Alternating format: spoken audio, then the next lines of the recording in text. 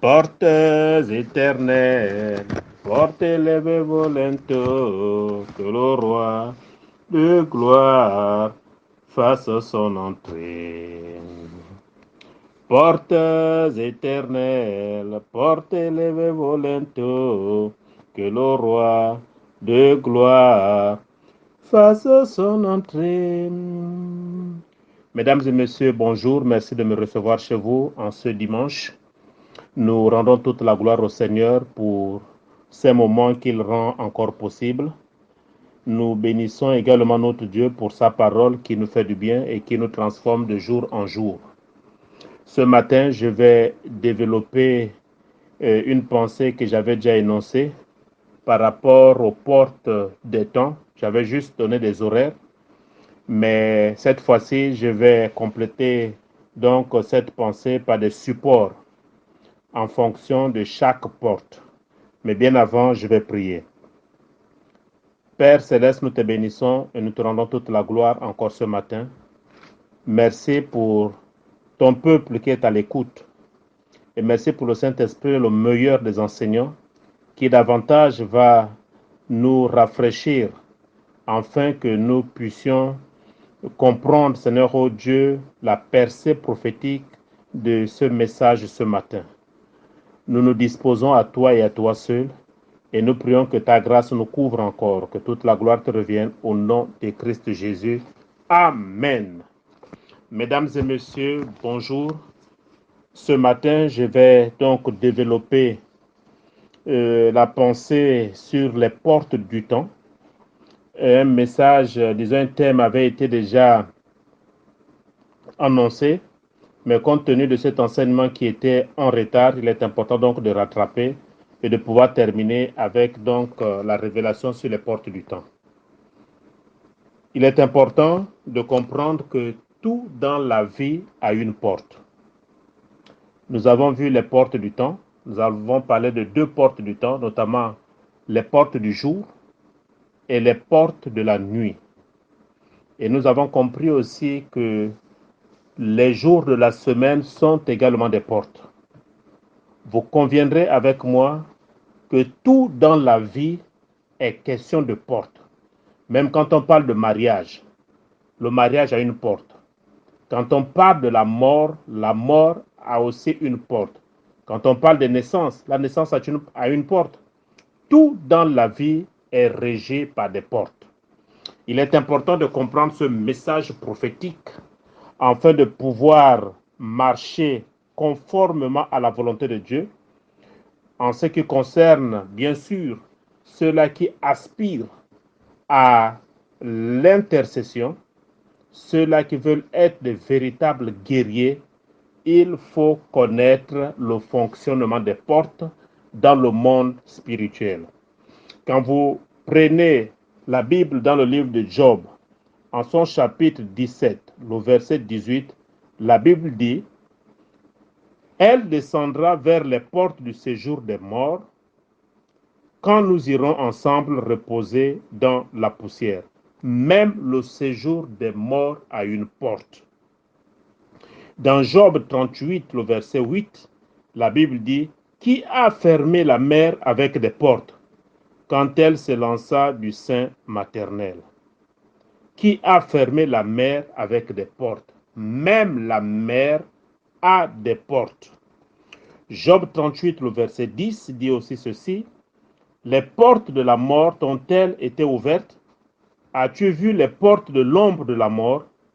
Mesdames et messieurs, comme je le disais déjà, la mort a des portes.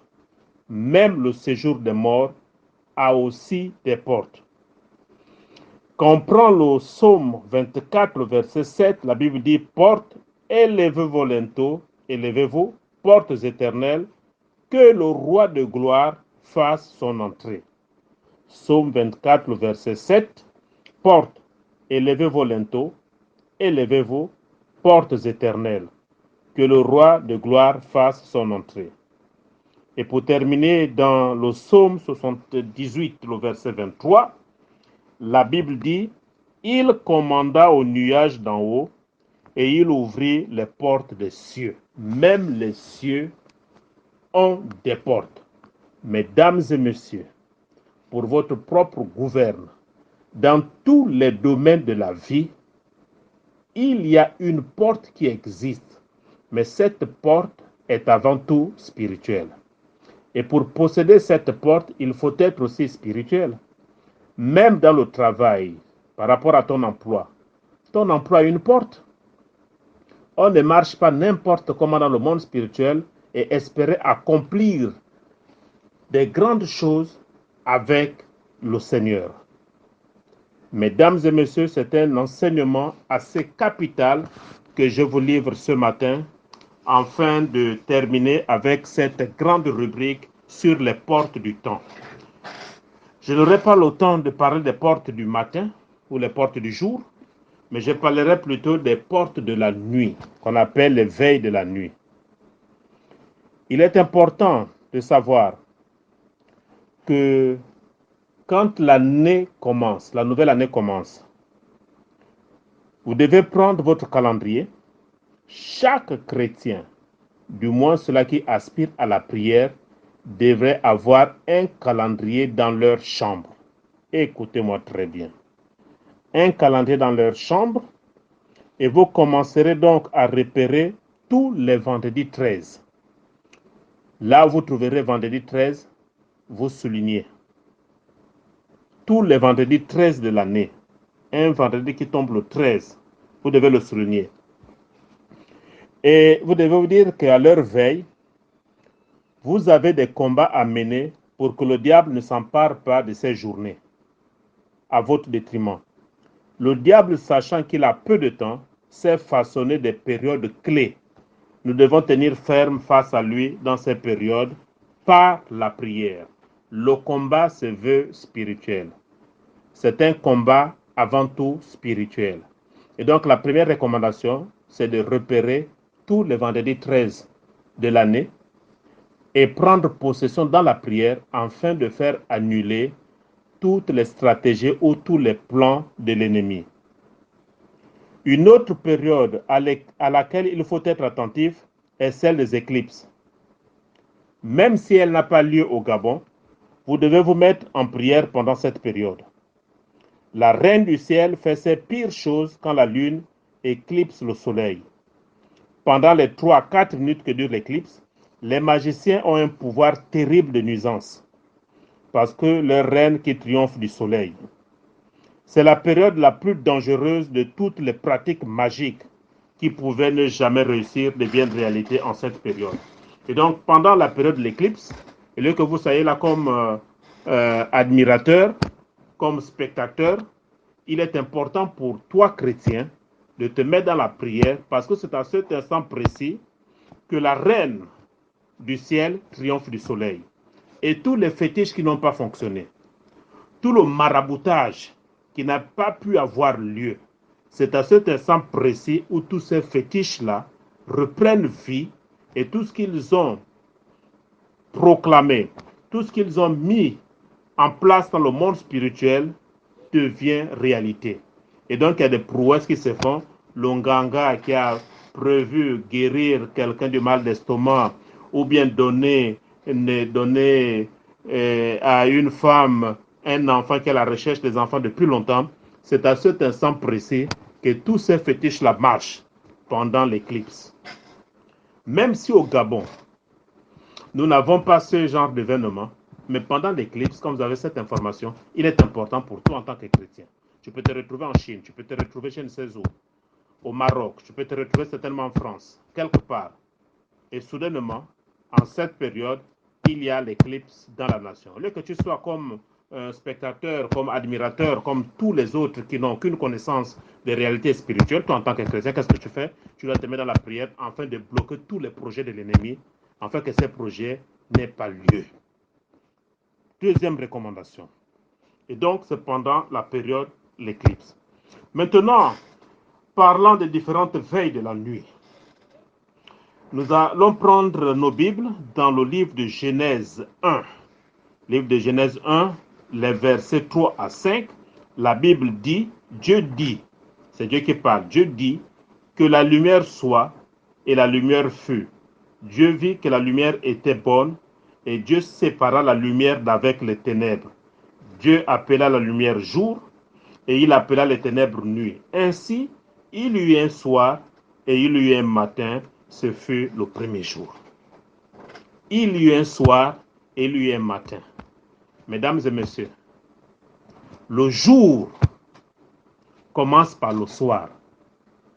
Quand Dieu a créé, la Bible nous dit qu'il y eut un soir. Et ensuite, il y eut un matin. Ce fut le premier jour. Cela veut dire quoi? Cela veut dire qu'en fait, le soir commande sur le matin. Il y eut un soir, et ensuite il y eut un jour. Ce fut le premier jour. Et donc la création a toujours été ainsi. Et donc c'est le soir qui domine au matin. C'est pourquoi notre Seigneur de gloire, Jésus-Christ de Nazareth, passait toute la nuit à prier. Et le matin, il venait juste pour la démonstration de la puissance de Dieu, pour l'enseignement de la parole, mais tout se prépare la nuit. Je m'adresse à toi, chrétien. L'heure du sommeil est terminée. Il est important pour toi de revoir ton calendrier afin de rentrer dans cette dimension de la possession des portes du temps. Il y eut un soir et il y eut un jour. Ce fut le premier jour. Il appela les ténèbres nuit. Il y eut un soir, il y eut un matin, ce fut le premier jour. Donc, la première veille, c'est pour cette raison que la première veille commence à 18 h, qu'on appelle les veilles du soir. Il y eut un soir et il y eut un matin, ce fut le premier jour. Donc, la première veille commence à 18 h et elle se termine à 21 h. Ça, c'est la première veille. C'est une tranche de 3 heures par veille. 18 h, 21 h, c'est la première veille. Maintenant, la deuxième veille, elle commence de 21 h à 0 h. Ça, c'est la deuxième veille. La troisième veille, elle commence de 0 h à 3 h du matin. Et la quatrième veille commence de 3 h à 6 h du matin. Et donc, les veilles du soir ou les portes de la nuit, il y a 4 veilles de 18 h à 6 h du matin. Les veilles de la nuit donc commencent par les veilles du soir et se terminent par les veilles du matin. Il est important de comprendre qu'à chaque veille, il y a une action qui est menée dans le monde spirituel. Chrétien, écoute-moi très bien. Toi qui continues à dormir, tu te plains que rien ne marche dans ta vie. Tu as l'impression que tu as des attaques, que tu as des oppressions, que tu as des possessions. Il est important pour toi de revoir ton calendrier afin de posséder les portes du temps. Donc, la première veille qui commence de 18 h à 21 h, c'est le moment idéal d'intense prière pour pouvoir résoudre le problème des enfants en général et les enfants de la rue en particulier. C'est dans cette première veille-là, quand vous commencez à prier, quand vous prenez la première veille, donc de 18 h à 21 h, c'est le moment idéal d'intense prière pour pouvoir résoudre les problèmes des enfants en général. En général, on prie pour les enfants de 18 h à 21 h. Et en particulier, les enfants de la rue. Vous allez vous rendre compte que dans tous les pays, parlant du Gabon, il y a des enfants qui errent ici et là, qu'on appelle les enfants de la rue. Vous avez donc le texte de Jérémie 2, le verset 19. Jérémie 2, le verset 19, la Bible dit, « Lève-toi, pousse des gémissements à l'entrée des veilles de la nuit. » Écoutez-moi très bien. Pousse des gémissements à l'entrée des veilles de la nuit. Répands ton cœur comme de l'eau en présence du Seigneur. Lève tes mains vers lui pour la vie de tes enfants qui meurent de faim au coin de toutes les rues. Nous, en tant que chrétiens, en tant qu'intercesseurs, nous avons donc cette mission de prier pour les enfants de la rue qui meurent au coin des rues. Ces enfants qui vous demandent des pièces ici et là, qui vous demandent un service tout au long de la journée et à la tombée de la nuit, vous voyez ces enfants dormir soit dans des vieilles voitures, des enfants dormir dans des vieilles maisons, dans des lieux publics. Il est important en tant qu'intercesseur, en tant que chrétien en général, de prier pour ces enfants qui sont dans les rues, dans notre pays. Et donc, nous avons le texte de base de Jérémie 2, le verset 19. Et donc, nous devons prier pour tous les enfants d'Afrique. Nous devons prier pour la protection de nos enfants, leur guérison, leur succès. Aussi, entre 18h et 21h est le moment où certains esprits sortent pour faire des saccages. C'est à cette heure précise-là, de 18h à 21h, que certains esprits, une catégorie d'esprits, sortent pour faire des saccages. Vous ouvrirez vos Bibles dans le livre d'Ésaïe 17, le verset 14. Ésaïe 17, le verset 14, la Bible déclare: quand vient le soir, voici l'épouvante. Avant le matin, ils ne sont plus. Voilà la part de ceux qui nous saccagent, le sort de ceux qui nous pillent. C'est entre 18h et 21h. Vous conviendrez avec moi, même en termes de maladie. Vous allez vous rendre compte que toute la journée, ça essaie d'aller, vous allez mieux, la fièvre a baissé, mais à la tombée de la nuit, c'est là où nous avons l'impression que la fièvre reprend de la température et que les choses semblent s'aggraver. Le plus souvent, les gens tombent malades plus la nuit. Et c'est à cet instant que ces esprits-là opèrent. C'est pourquoi, mesdames et messieurs, la première veille n'est pas à négliger. Il est important de prier pour nos enfants, pour les enfants de la rue, afin que la grâce de Dieu soit leur partage et d'arrêter toute cette catégorie des esprits qui viennent pour nous saccager et nous piller. Ça, c'est la première veille de 18h à 21h. Maintenant, la deuxième veille, qui va de 21h à 0h, nous allons prendre le psaume 59, le verset 15. Psaume 59, le verset 15. La Bible dit: ils errent ça et là, cherchant leur nourriture et passent la nuit sans être rassasiés. De 0h, de 21h à 24h, et de 3h, et de 0h à 3h, c'est la veille indiquée au combat spirituel. Le psaume 59, le verset 15 dit: ils errent ça et là, cherchant leur nourriture et passent la nuit sans être rassasiés. Ces esprits descendent donc dans cette tranche d'horaire-là, afin de rechercher leur nourriture. Les esprits ne consomment pas du pain. Les esprits ne prennent pas de la limonade. Les esprits cherchent des corps pour les posséder afin de les contrôler. Voilà la nourriture de ces esprits. Les esprits nous envient à cause de notre corps. Et donc leur refuge favorable, c'est le corps humain. Sans quoi ils sont dans les lieux arides. Et donc à la tombée de la nuit, ils cherchent leur nourriture. Mais qui peut représenter leur nourriture? Ce sont des personnes qui ont des portes ouvertes, des personnes qui n'ont pas le Saint-Esprit, des personnes qui ne sont pas nées de nouveau, des personnes qui n'ont pas Christ avec elles. Et donc toutes ces personnes-là sont exposées. Les prostituées, les délinquants, les bandits, les braqueurs, toutes ces personnes-là constituent la nourriture que ces esprits recherchent dans cette tranche horaire. Et donc nous, en tant que chrétiens, en tant que sentinelles, non seulement de notre famille, encore moins de l'Église, mais sentinelles de la nation dans laquelle Dieu nous a établis, nous devons élever notre voix afin de mettre une barrière spirituelle à tous ces esprits affamés. C'est la veille indiquée donc au combat spirituel. Ils cherchent leur nourriture. Le chrétien doit se mettre dans des dispositions pour les combattre. Dieu cherche une sentinelle. C'est pourquoi Dieu cherche une sentinelle.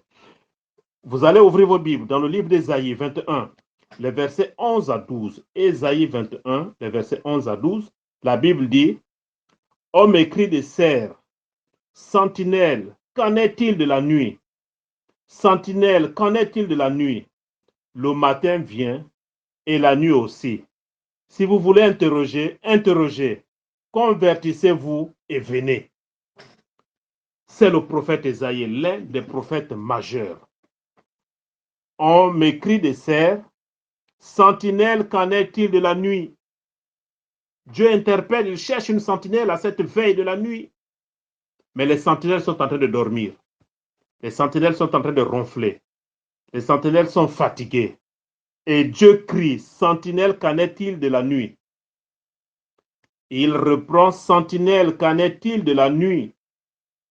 Le matin vient et la nuit aussi. Si vous voulez interroger, interrogez. Convertissez-vous et venez. Dieu lance un appel solennel à toutes les sentinelles. Il dit, convertissez-vous et venez. C'est pendant cette veille que les magiciens recommandent à leurs suppôts de poser certains actes parfois au cimetière ou dans des carrefours. Je vous ai parlé des carrefours. La puissance des ténèbres qui se trouve dans les carrefours s'appelle les principautés. Et donc, ce sont les principautés qui se trouvent dans les carrefours. Et donc, c'est à cette heure de la nuit bien précise qu'il est important pour nous, en tant que chrétiens, de prier pour tous les carrefours de notre pays, les carrefours de notre quartier, les carrefours aussi de notre propre vie. Le combat se veut d'abord spirituel. Et prier enfin que Dieu préserve les cimetières. Parce que c'est dans les cimetières que le diable va préparer ses stratégies pour combattre le chrétien. Il est important donc, mesdames et messieurs, que dans le cimetière, le diable se sert de cet endroit stratégique pour mettre en place ces stratégies, pour mettre en place ces différents sortilèges, afin de paralyser l'Église, afin de paralyser le chrétien. C'est dans le cimetière où le diable sort sa liste, afin de dicter à ces démons la conduite à tenir face à telle ou telle personne qui les gêne dans un coin de la ville. Il est important pour nous de bloquer l'accès au cimetière. Nous avons le pouvoir de décréter un couvre-feu dans tous les cimetières. Nous avons le pouvoir de déléguer les anges dans des carrefours afin d'annuler tous les plans de l'ennemi. C'est à cette heure de la nuit que la Bible dit, sentinelle, qu'en est-il de la nuit? Alléluia. C'est pendant cette veille, donc les magiciens recommandent à leurs suppôts de poser certains actes. Dans cette veille, ce qui est important et ce qui est intéressant, ce qui est louable, c'est que dans cette veille-là, l'Éternel lui-même sort. C'est dans cette veille-là que l'Éternel sort. Le combat est rude, le combat il est spirituel. C'est à cette veille-là que l'Éternel sort. Mais comme le chrétien n'a aucune connaissance du fonctionnement du monde spirituel, pendant qu'il dort, l'Éternel combat. Il est important de te lever à cette veille. Je m'adresse à ceux-là qui sont capables, à ceux-là qui ont reçu le mandat, afin de prier pour la nation, le bien-être de la nation. C'est à cette veille-là que l'Éternel sort. Vous allez ouvrir vos Bibles dans le livre d'Exode 12, le verset 29. Exode 12, le verset 29. La Bible dit, « Au milieu de la nuit, l'Éternel frappa tout premier-né du pays d'Égypte, depuis le premier-né du Pharaon, assis sur son trône, jusqu'au premier-né du captif dans sa prison, et jusqu'à tout premier-né du bétail. C'est au milieu de la nuit que l'Éternel sort pour frapper. » C'est au milieu de la nuit. Et vous avez les techniques de combat. Vous allez prendre Job 38, les versets 12 à 15. Job 38, 12 à 15, la Bible déclare, « Depuis que tu existes, as-tu commandé au matin? As-tu montré sa place à l'aurore pour qu'elle saisisse les extrémités de la terre et que les méchants en soient secoués, pour que la terre se transforme comme l'argile qui reçoit une empreinte et qu'elle soit parée comme d'un vêtement, pour que les méchants soient privés de leur lumière et que le bras qui se lève soit brisé.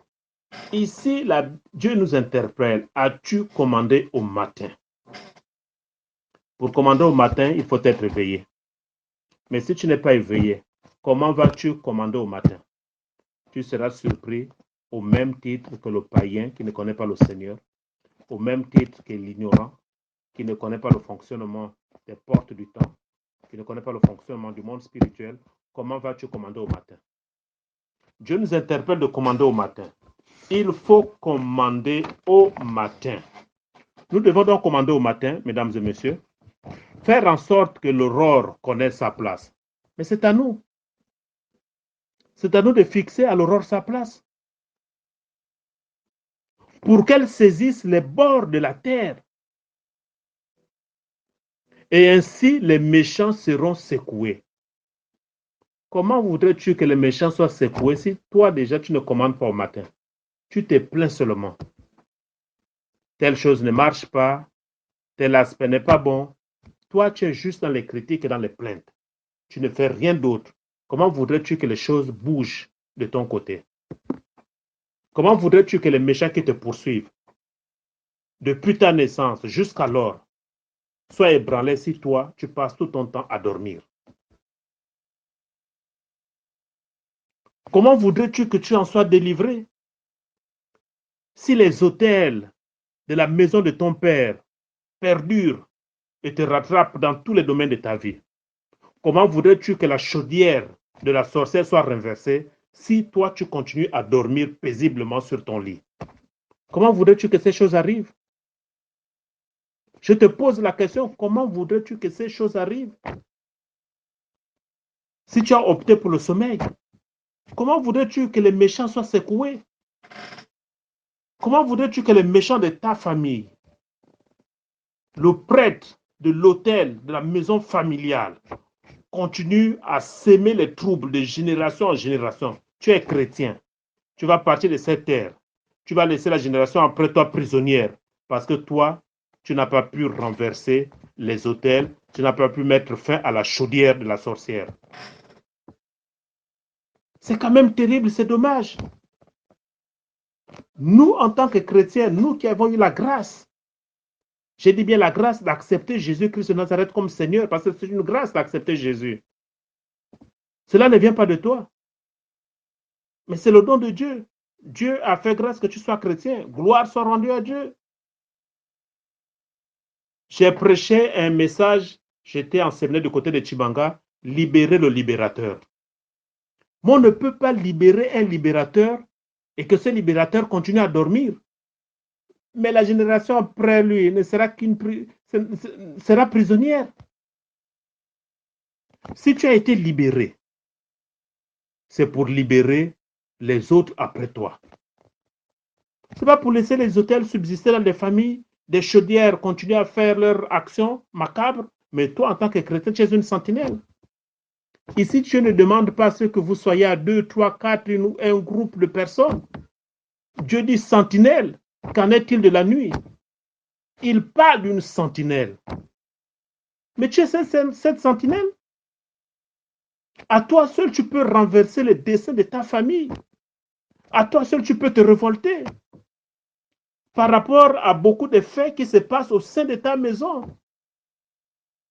Comment peux-tu concevoir que dans ta maison, dans ta famille, les femmes ne vont jamais à mariage? Ça ne te dit rien. Comment peux-tu concevoir que dans ta famille, les hommes ne vont jamais à mariage? Comment peux-tu concevoir que dans ta famille, il n'y a jamais eu mariage? Ça ne te dit rien. Et tu dis, j'ai vu ma vie, je suis sous la grâce. Mais quelle grâce?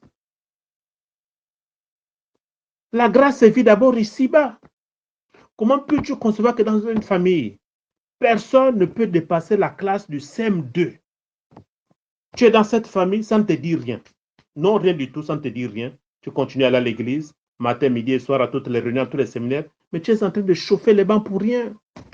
Il faut te révolter à un moment donné que ce n'est pas possible. Ça doit changer au nom de Jésus-Christ de Nazareth. C'est possible. Comment peux-tu accepter que chaque année, Il y a des personnes qui doivent mourir dans ta famille. Chaque année, il y a toujours un mort. Tu n'as jamais passé un an sans te retrouver à une veillée mortuaire de ta propre famille. Toi, ça ne te dit rien. Pourtant, je vais à l'église, j'ai pris, le salut est là. Si je meurs, je vais au ciel. C'est tout. C'est ça la mission. C'est ça la mission que Dieu t'a confiée. Toi, en tant que sentinelle, c'est ça la mission que Dieu t'a confiée. Comment peux-tu concevoir que tu es dans une maison, mais il y a des gens qui ne prient pas? Tu es dans une maison, il y a des personnes qui sont soulares. Tu es dans une maison, tu as des prostituées dans ta propre maison. Ça ne te dit rien du tout. Mais quelle est donc ta mission?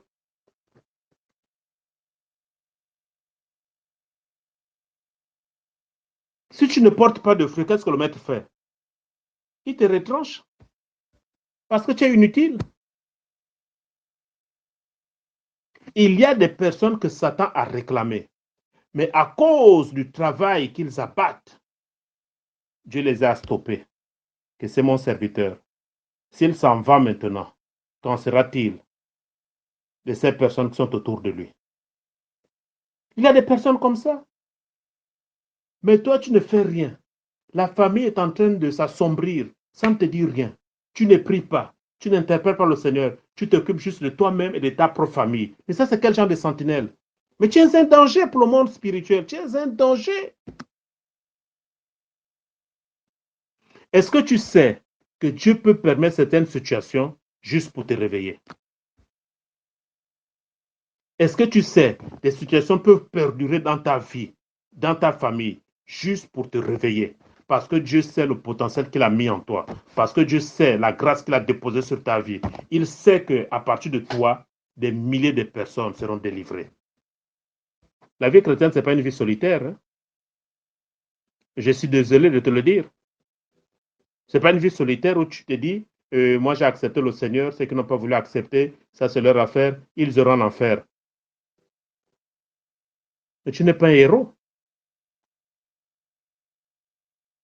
Ce n'est pas ça la vie chrétienne.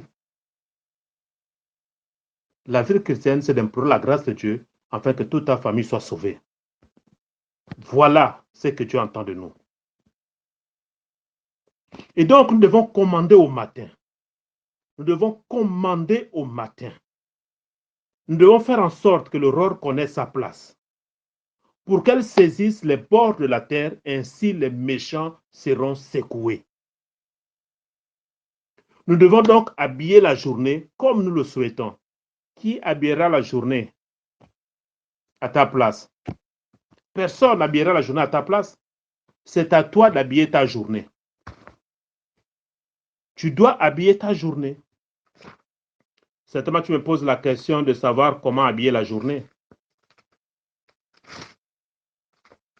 Tu déclares ce que tu voudrais que cette journée soit pour toi. Je commande au matin.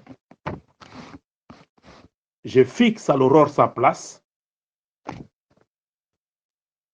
afin qu'elle saisisse les bords de la terre, et ainsi les méchants seront secoués.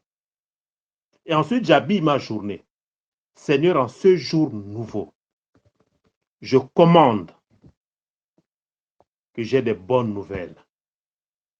Je commande que ma sortie de la maison et mon retour soient dans ta surmain. Je commande que mes enfants soient sous ta grâce et que leur intelligence croisse. Je commande au nom de Jésus-Christ de Nazareth qu'en ce jour nouveau, que l'oncle qui est hospitalisé recouvre la guérison. Je commande que le dossier que j'ai déposé en ce jour puisse être agréé. Je commande au nom de Jésus-Christ de Nazareth que la prière que j'ai adressée par rapport à ma communion avec le Saint-Esprit soit effective. Je commande que ce matin, j'ai la joie et la paix que le monde ne peut donner. C'est à toi d'habiller ta journée. Ce n'est pas le pasteur qui viendra habiller la journée à ta place. Je suis désolé. Si vous cherchez ce genre de pasteur, ce genre de prophète, vous allez vous faire anarquer tout au long de votre vie chrétienne. il y a des faux pasteurs et des faux prophètes qui sont sur le marché. On les appelle tous pasteurs, prophètes, évangélistes, docteurs, apôtres. Ils sont tous là, ils ont tous les titres. Mais si tu n'as pas un minimum de connaissances, tu seras renversé. J'ai été fort étonné. J'ai dit fort étonné. J'ai reçu le coup de fil d'une jeune dame qui a fait un travail spirituel entre griffes avec un soi-disant couple pastoral. Ça se passe au Gabon ici, mesdames et messieurs, écoutez-moi très bien. Et après le travail spirituel, le fameux pasteur a dit à la jeune dame, j'ai pris que tu reçois mon épouse pour quelques jours seulement, chez toi, le temps que j'ai terminé notre travail spirituel quelque part, et ensuite, je reviendrai la prendre. La jeune dame, gentille et serviable, n'a pas trouvé d'inconvénient. Elle a reçu maman pasteur, comme on les appelle, avec tous les honneurs dus en son rang. Premier jour, deuxième jour, troisième jour, quatrième jour, cinquième jour, sixième jour, septième jour, l'homme de Dieu, au lieu de venir chercher sa tendre épouse, il est venu s'installer. À l'heure où je vous parle, ce couple a déjà passé 6 mois chez la jeune dame. J'ai dit 6 mois, je ne parle pas de 6 jours, hein. Je parle de 6 mois chez la jeune dame. Aux frais de la jeune dame, nourri, logé. Le monsieur est assis peinard. L'homme de Dieu est tranquille. 6 mois. Tenez-vous bien, la dame est sur le point d'accoucher. La jeune dame d'interpeller la dame pour dire, mais tu es sur le point d'accoucher, je ne savais pas que tu étais enceinte, mais il va falloir partir. Elle va faire le compte rendu à son époux et son époux dit, on ne partira pas. La jeune dame dit, je n'ai jamais fait de l'eau chaude, je ne sais comment prendre soin d'une femme qui vient d'accoucher. Et au pasteur de dire, ah, vous allez vous débrouiller comme ça, mais on ne part pas. Et la jeune dame m'a appelé pour me dire, pasteur, je suis dépassé. Quel est ton point de vue par rapport à cette situation? J'ai dit, jeune dame, tu t'es fait anarquer. Un pasteur ne se comporte pas ainsi. Il y a l'éthique qu'il faut respecter. Ce genre de pasteur mendiant, je ne les connais pas. Parce que notre employeur, Dieu respecte son contrat, c'est gagnant-gagnant. Et Dieu ne travaille pas comme ça. Si quelque chose se passe mal, madame, vous serez entendue devant les tribunaux et vous ne pourrez jamais démentir que vous ne les connaissez pas. Parce que 6 mois, ce n'est pas 6 jours. Si vous avez besoin de mon conseil, il faut les mettre à la porte. Voilà comment les chrétiens, entre griffes, se font avoir parce qu'ils n'ont aucun bagage spirituel. De un, il n'est pas ton pasteur. Et je lui ai posé la question de savoir où se trouve son assemblée. Elle va me dire qu'il n'a pas d'assemblée, il exerce juste comme ça. Et avant de venir chez moi, il était logé dans un hôtel, aux frais d'un fidèle, autrement dit, d'un support qu'on a démasqué. Ce que vous recherchez, c'est qu'on parle de votre vie. Ton grand-père était ceci, ton oncle t'avait fait cela, voilà, tu rêves, tu manges, parce que c'est ça. Vous aimez toujours les discoureurs, les enchanteurs. Mais les personnes qui vous enseignent la véritable parole de Dieu, vous ne les voulez pas. Vous cherchez des personnes qui vous parlent de votre vie. Quelqu'un qui vous donne votre numéro de téléphone, où est le miracle? Voilà le sort réservé à tous les chrétiens dodo. Il est important, mesdames et messieurs, d'être à l'écoute de la parole de Dieu et de la mettre en pratique. Un serviteur appelé de Dieu ne fera jamais ces choses de la honte. Il faut les démasquer. Et donc, Job 5, 12 à 14, la Bible dit, il anéantit les projets des hommes rusés et leurs mains ne peuvent les accomplir. Il prend les sages dans leur propre ruse et les desseins des hommes artificieux sont renversés. Il raconte les ténèbres au milieu du jour, il tâtonne en plein midi, comme dans la nuit. Verset 15.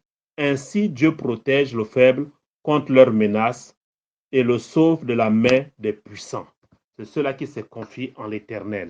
Dieu prend soin d'eux. Et donc, dans cette veille-là, la troisième veille, nous devons commander au matin. La quatrième veille, mesdames et messieurs, de 3 heures à 6 heures du matin. Cette veille est celle qui marque la fin de tout combat. Dans la veille de 3 heures à 6 heures du matin, il n'y a plus de combat à mener. Ce qu'il convient de faire en ce moment, ce sont des actions de grâce. J'espère que vous m'écoutez très bien. Il n'y a pas de combat à mener, mais ce sont des actions de grâce. Job 24, le verset 17. Job 24, 17.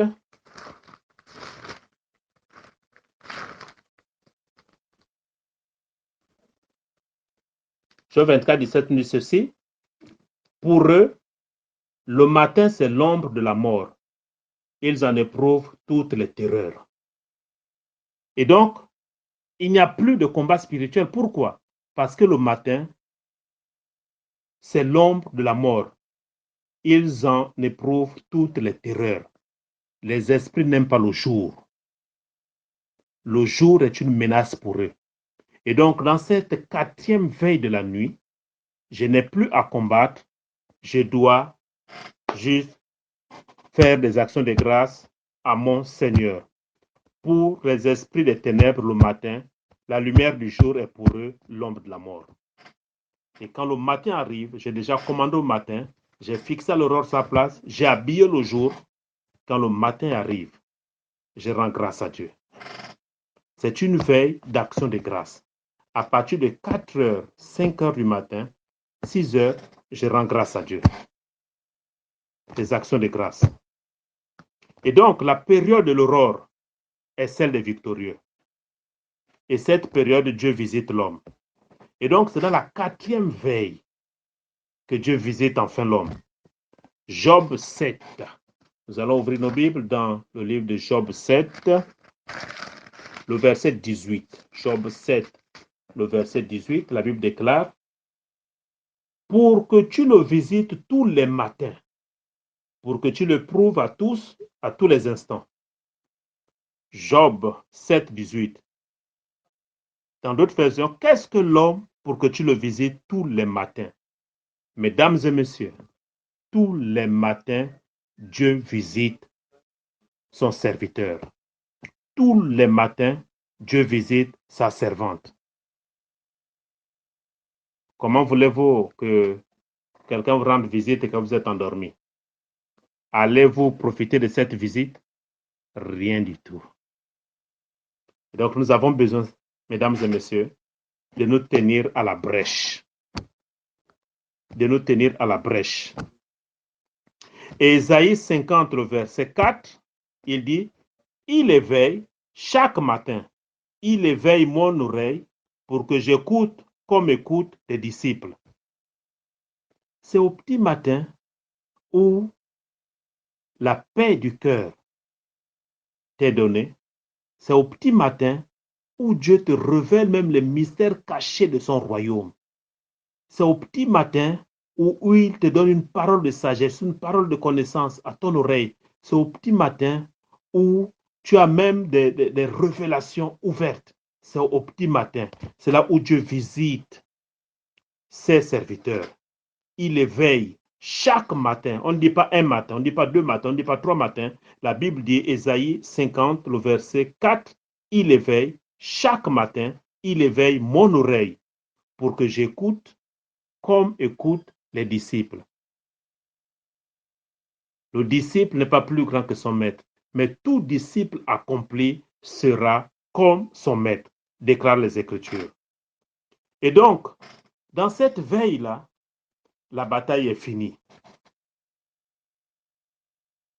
Psaume 59, le verset 17 dit, « Et moi, je chanterai ta force dès le matin. Je célébrerai ta bonté, car tu es pour moi une haute retraite, un refuge au jour de ma détresse. » Waouh, j'aime ce verset, j'aime ce passage, je vais le reprendre. Psaume 59, le verset 17. « Et moi, je chanterai ta force dès le matin. » Pas à midi, pas le soir. Il dit, dès le matin, je chanterai ta force. Je célébrerai ta bonté. Waouh! Car tu es pour moi une haute retraite, un refuge au jour de ma détresse. Oh, oh my God! Car tu es pour moi une haute retraite, un refuge au jour de ma détresse. N'est-ce pas beau, mesdames et messieurs? Dieu cherche un homme, il cherche une femme. Et il est important pour votre propre gouverne que quand nous approchons le mois de décembre, c'est le mois de la haute distraction dans l'Église. Vous allez vous rendre compte que dans les périodes à partir du 20 jusqu'au 31 décembre, il y a comme un esprit d'assoupissement dans les églises et une forte distraction à cause des fêtes. C'est en cette période bien précise que les mystiques tentent de communiquer l'esprit d'assoupissement dans le corps de Christ. C'est en cette période, écoutez-moi très bien, cette période du 20 au 31 décembre, c'est en cette période que les proposés au mariage aux fiancés tombent dans la fornication. C'est en cette période que les chrétiens désertent les églises pour préparer la fête de Noël, qui est une fête païenne. Vous allez voir les chrétiens dans les magasins à la recherche des cadeaux, des jouets. Chez moi, il n'y a pas de cadeaux à la Noël. Les cadeaux sont supprimés. Soit l'argent est destiné à l'achat d'un livre, à l'achat d'une tenue, d'une paire de chaussures, de quelque chose, mais les cadeaux, venir avec les cadeaux emballés, joyeux Noël, ça ne passe plus chez moi. Bon, si chez toi, tu continues à offrir à ton enfant les revolvers, bon, ça n'engage que toi. Tu es libre de le faire. Mais pour ta propre gouverne, je préfère te dire que Noël n'est pas une fête chrétienne, c'est une fête païenne. Et donc, il est important pour toi de revoir le fonctionnement de cette fête dans ta maison. Et le réveillon, les chrétiens sont dans tous les sens. C'est là où le chrétien dit, comme c'est la fin de l'année, je vais quand même prendre une coupe de champagne. C'est là où le chrétien se dit que comme c'est la fin de l'année, je peux quand même terminer cette année avec le monsieur qui court après moi. C'est en ce moment où il y a un esprit d'assouplissement, un esprit d'aveuglement, un esprit de distraction gagne l'Église du Seigneur. C'est en ce moment. Mesdames et messieurs, nous avons donc reçu l'enseignement sur les portes du temps, appelé encore les veilles de la nuit. Je vous prie d'écouter et de réécouter ce message afin que vous soyez aguerris dans le monde spirituel et que vous ne soyez pas ballottés par tout vent de doctrine. Vous pouvez partager le message. Il peut sauver plusieurs personnes, mais ce message est réservé uniquement aux personnes qui décident de changer et de revoir leur calendrier par rapport à la prière. On ne prie pas n'importe comment. Désormais, tu sauras que quand tu pries de 18h à 21h, c'est par rapport à tel aspect. De 21h à 0h, c'est par rapport à tel aspect. De 0h à 3h, c'est par rapport à tel aspect. De 3h à 6h du matin, c'est par rapport à tel aspect. Voilà ce qui en suit. Je vous ai donné tous les supports bibliques pour vous aider à aller de l'avant. Vous pouvez approfondir cet enseignement parce que le Saint-Esprit, le meilleur enseignant par excellence, saura vous révéler encore d'autres mystères cachés. Pour ma part, j'en ai terminé. Je vous souhaite donc un bon dimanche chez vous et un bon début de semaine. Que Dieu vous bénisse. Nous nous retrouverons donc demain lundi par rapport à notre heure prophétique. Merci pour toutes les requêtes que j'ai reçues. Je les mets en prière afin que le lundi même, nous implorerons juste la grâce de Dieu afin qu'il intervienne. Que Dieu vous bénisse, portez-vous bien. C'était votre humble serviteur, l'évangéliste Jean Bosco Moussi Mayumbo, leader du ministère Momivac, Église Capernaum, c'est à Libreville au Gabon. À très bientôt. Au revoir.